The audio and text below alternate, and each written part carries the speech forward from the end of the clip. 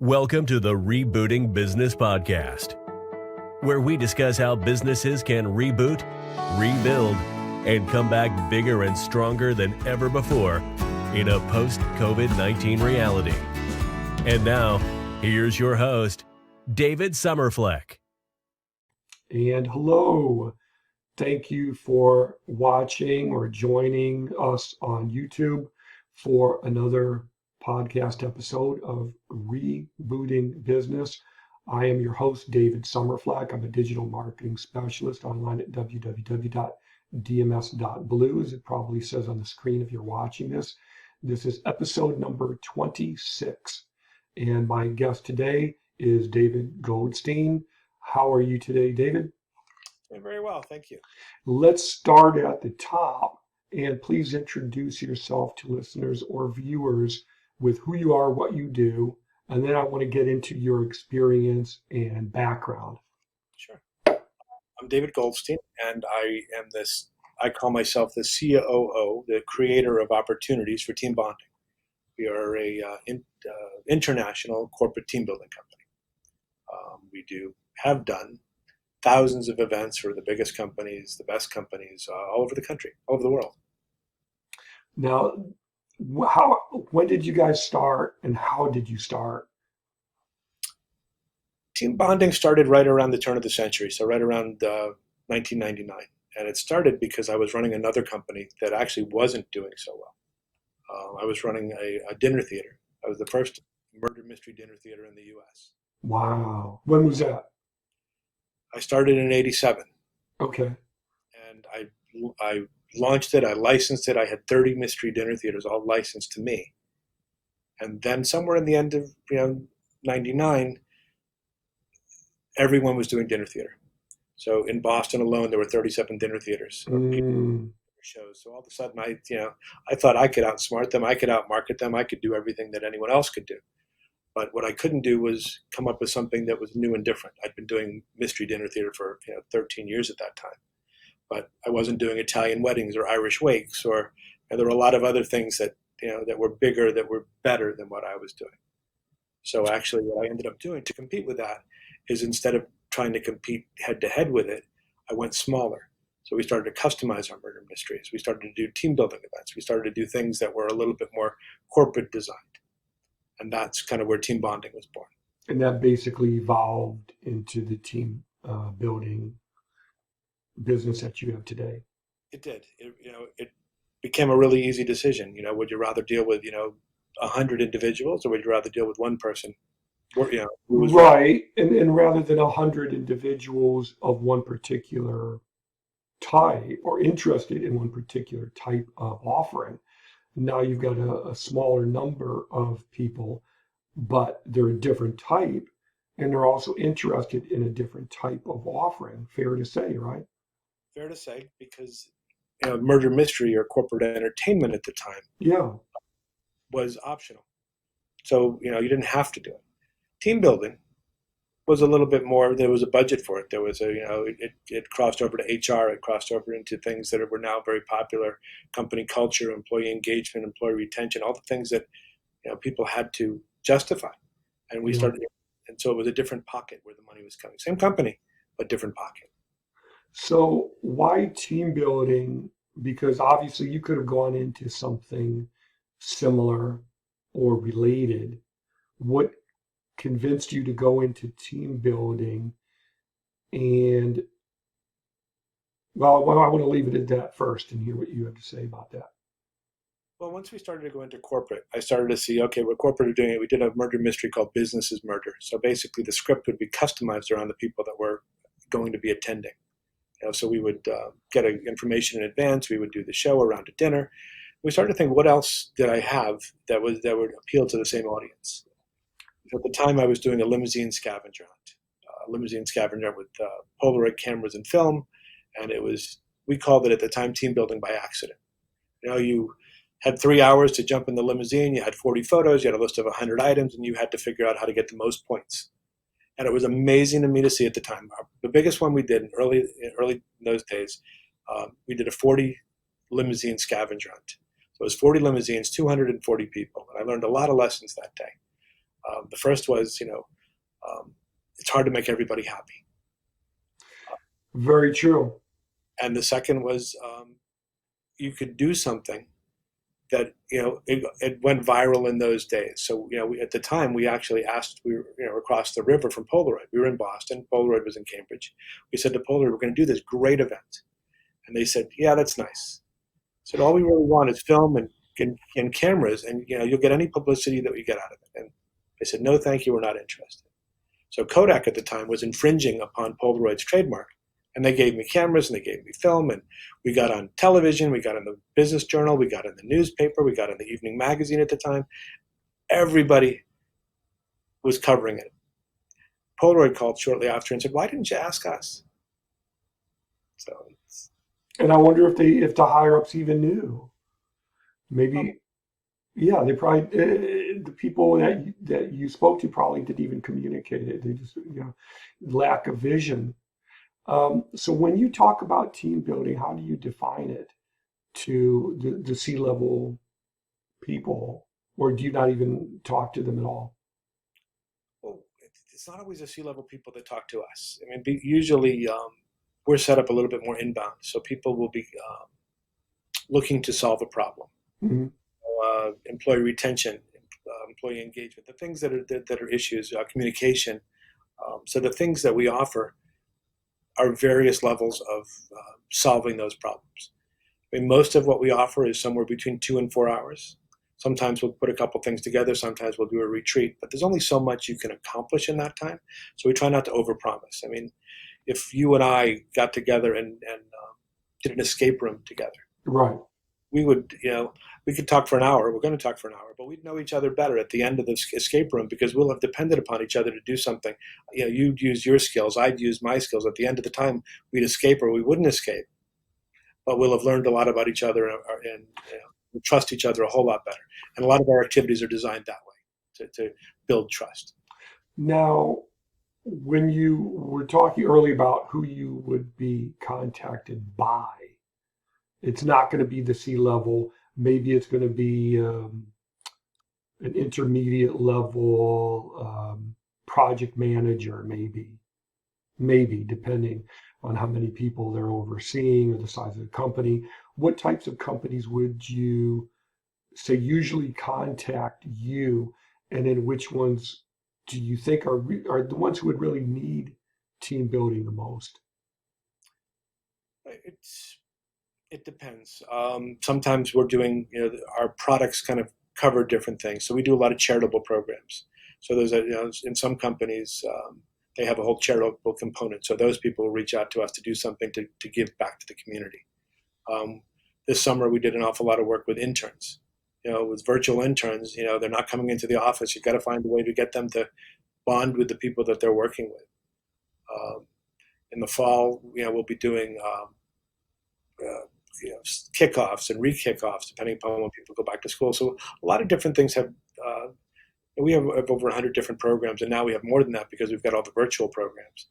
But ideally, the programs are designed to meet different issues, whether it be getting to know each other better, getting to trust each other better, communication, problem solving. Sometimes there are real issues that companies have to deal with. We're going to be adding a diversity and inclusion. That was one of my questions. Have to. There's a lot of difficult conversations that are going to happen, that are happening.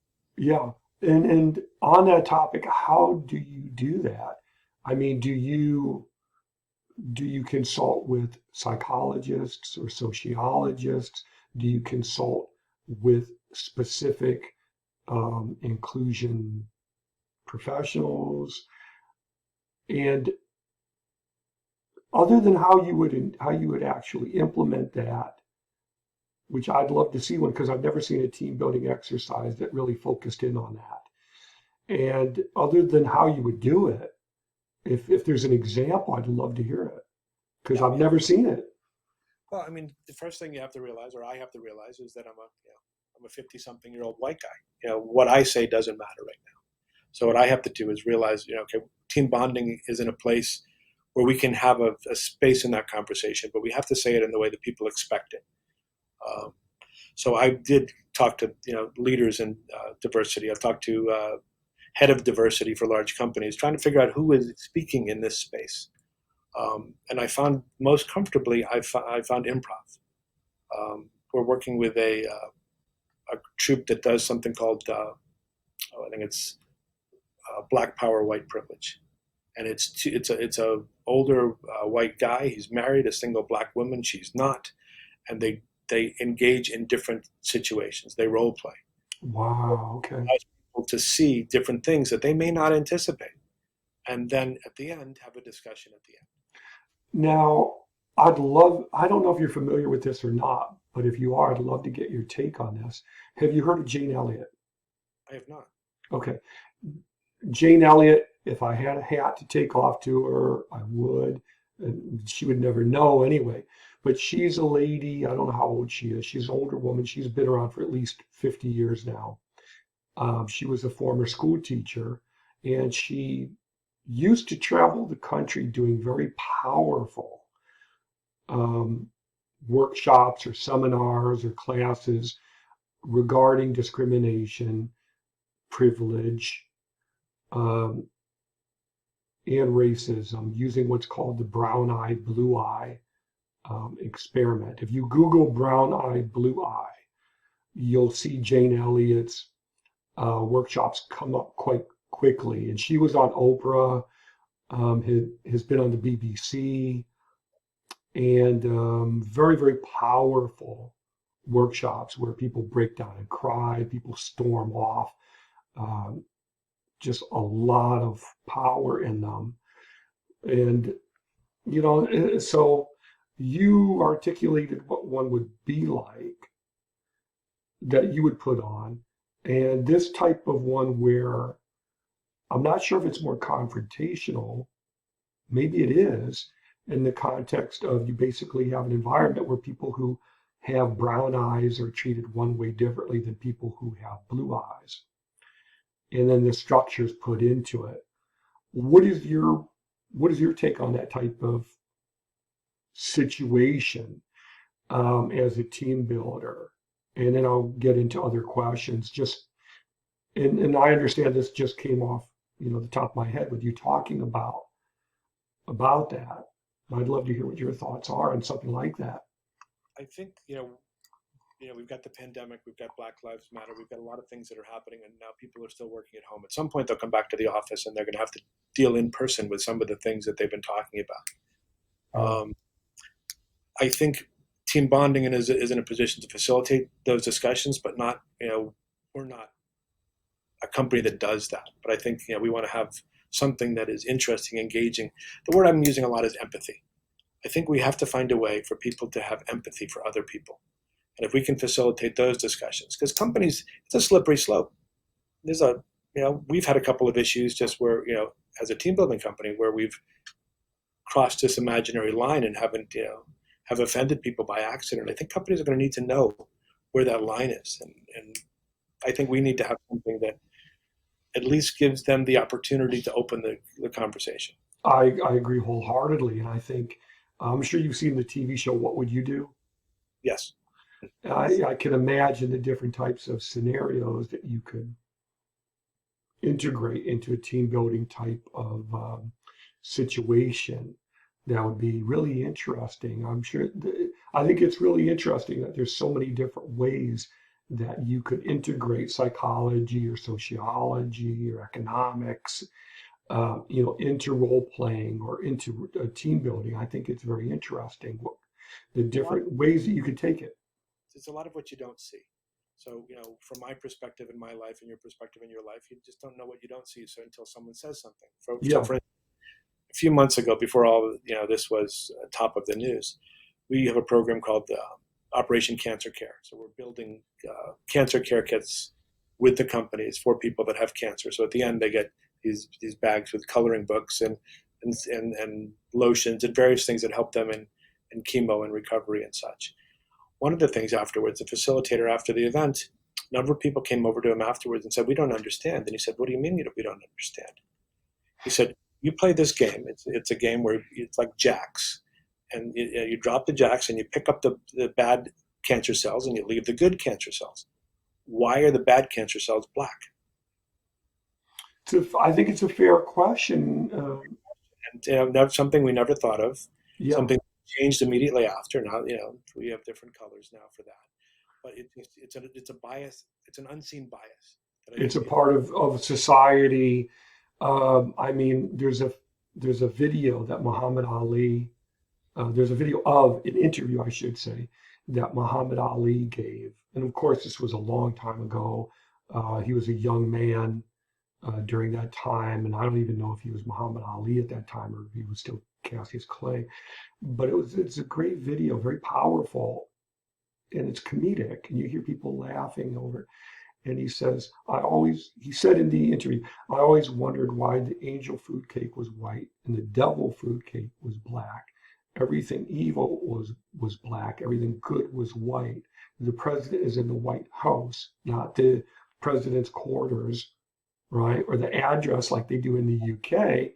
And he gave all these examples, one right after the other. And it was very powerful to hear this and to hear it put into this context by this remarkable man, undeniably, if not the greatest boxer of all time, certainly one of them. And, a great Olympic athlete, very charismatic uh, man. But it was very powerful to hear all of that put into that context. Yeah, we just weren't listening then. Yeah, and it's ironic that the video is being replayed over and over again so much now. I just see it all over social media. Now, let me jump to my next question, which is kind of related to what you were bringing up before. We've got a global pandemic, as if that weren't enough, economic turmoil that probably rivals the Great Depression. I don't know, I wasn't there, but from what I understand, it's pretty doggone close. Political upheaval, regardless of who you like or who you don't like, and certainly social upheaval, which is undeniable as well.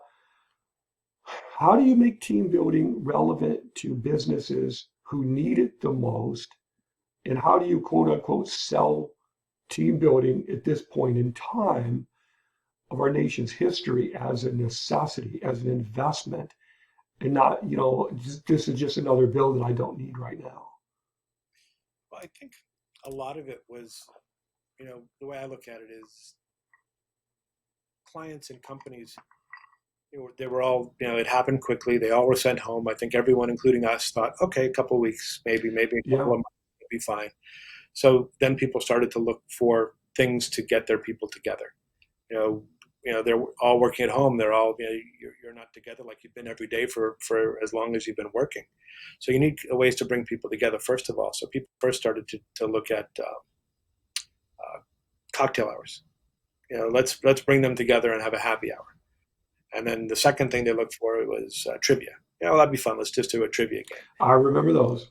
Yeah. And they started to go through that, and they were like, okay, well, we're still here. We're still home.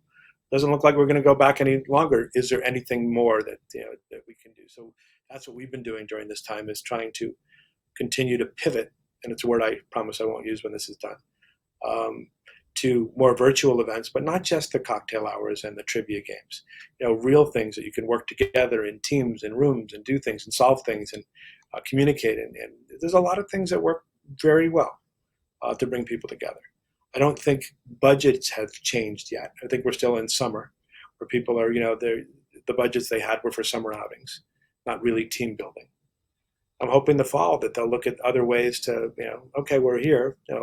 We have to, if you're working for me, I want you to be happy. I don't want you looking for somewhere else. You've got to find ways to keep them happy, keep them engaged, keep them.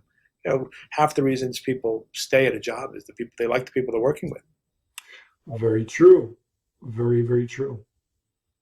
So Now, yeah, it's I'm different. sorry. It's Sorry, different. go ahead.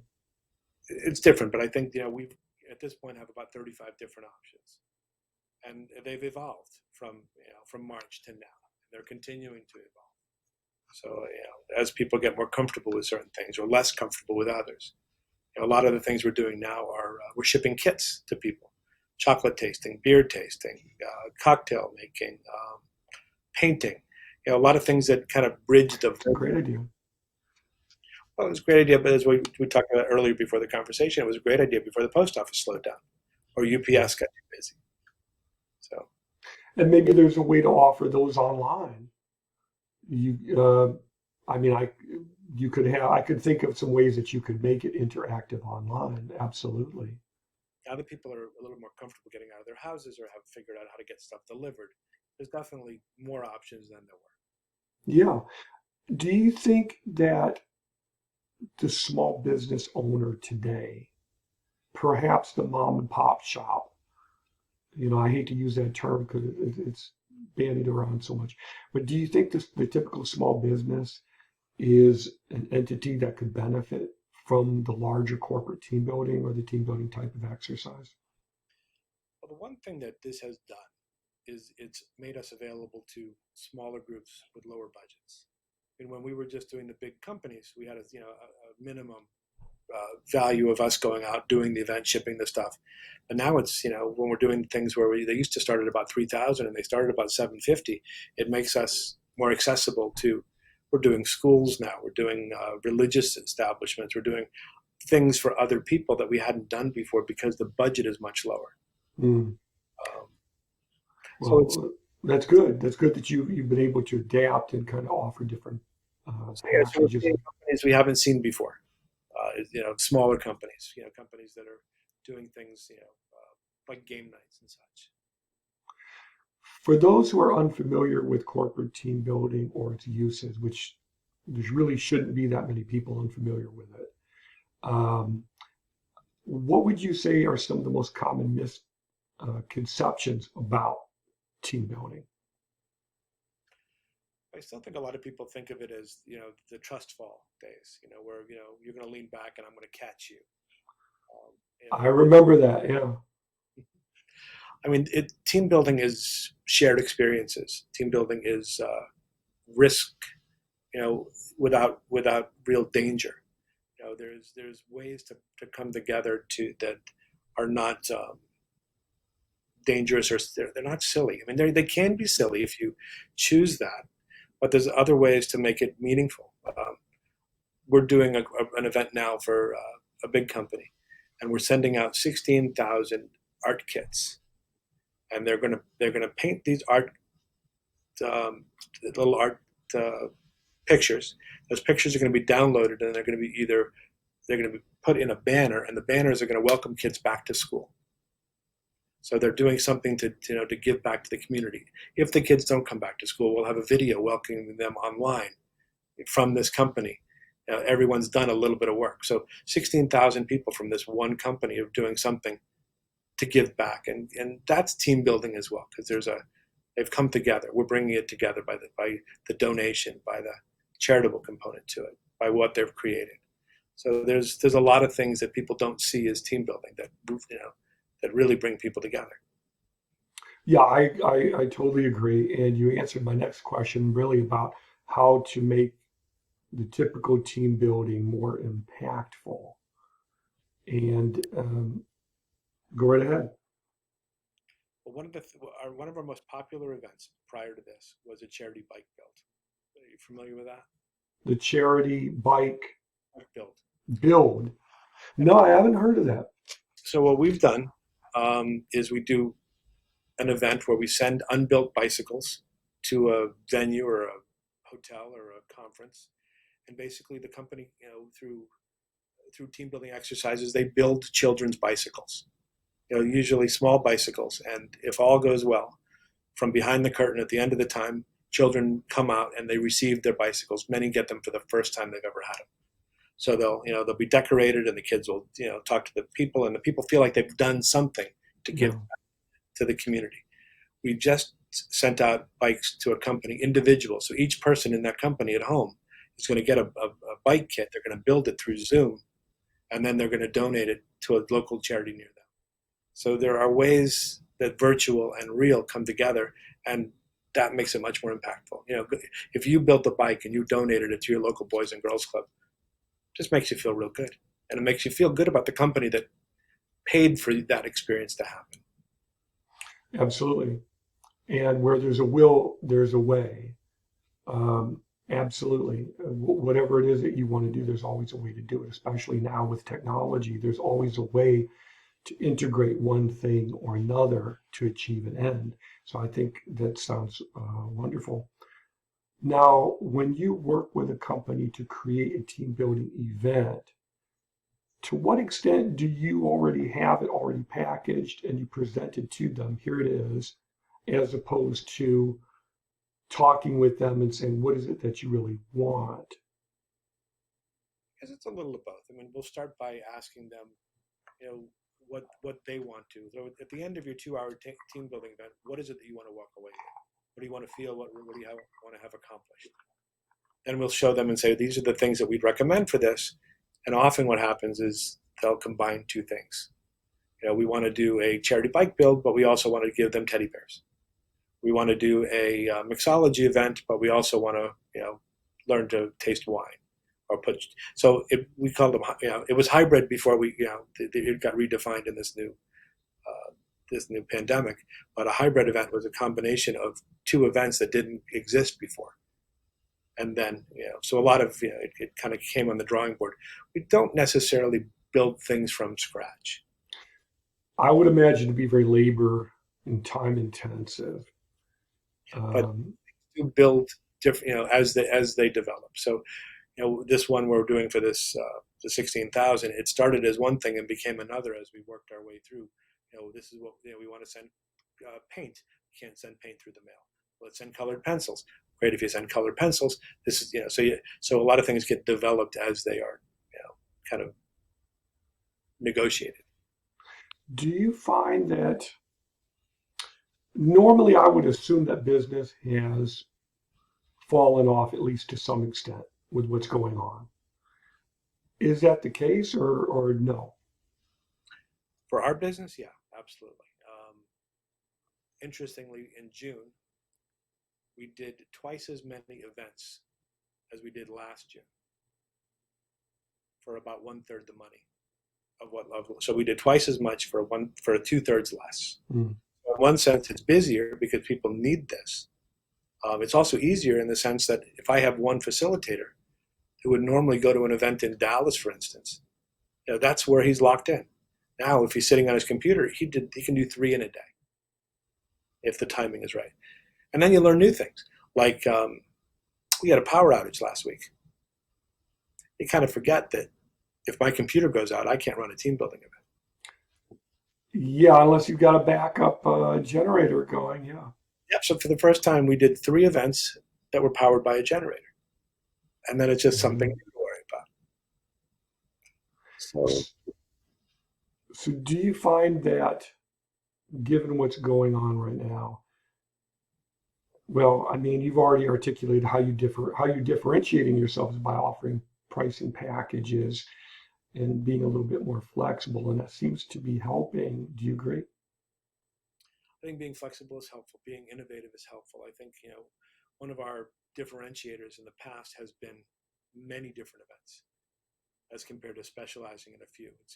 It goes against the jack of all trades, master of none. Because we do so many things, it gives people the ability to find something they won't find everywhere else, and then also choose a number of things because sometimes they want to book a few different things. So it gives us some options for them. Do you think team building principles or practices could be applicable to like what's going on in society right now insofar as like if you could do a dream team building exercise and take Republicans and take Democrats, could that conceivably work?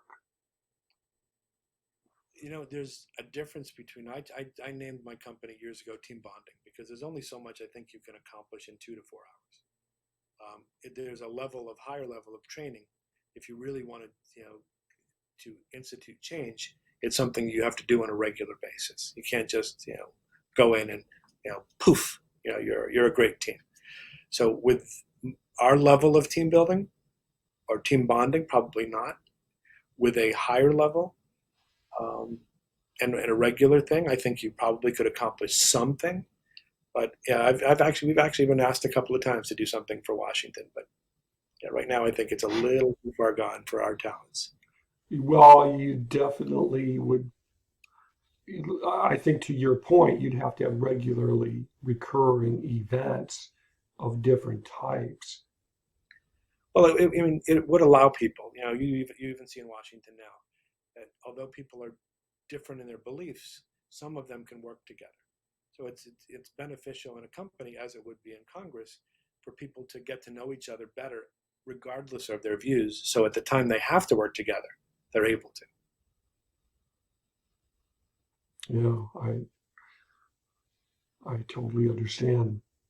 Any final thoughts about what you're doing in team building and what's going on in the world today?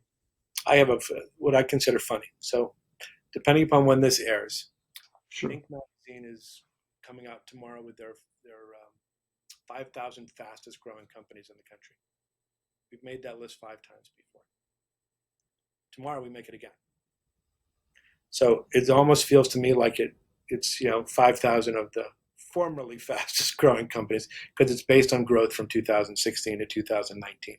So when we celebrate this, when we share this, the fact that we are one of the fastest growing companies in the country, we aren't any longer. So it just adds to the strange world that we're in. Yeah. Well, listen, I appreciate your time and your insight. And for business owners listening and entrepreneurs, how can they reach you to learn more? Team Bonding is the website. David at Team Bonding is the easiest way to get to me. Okay. And I think the lesson that we've learned, and the lesson I can share with others, is it's resilience. I mean, we've got knocked down. Every one of our events stopped. Our entire business was done. And in the course of 8 weeks, we rebuilt it. So I think that's the key point. I think that's really the big takeaway. Yeah, I think so too. Well, thank you again for your time. I really appreciate it. Please stick around with me for another minute or two.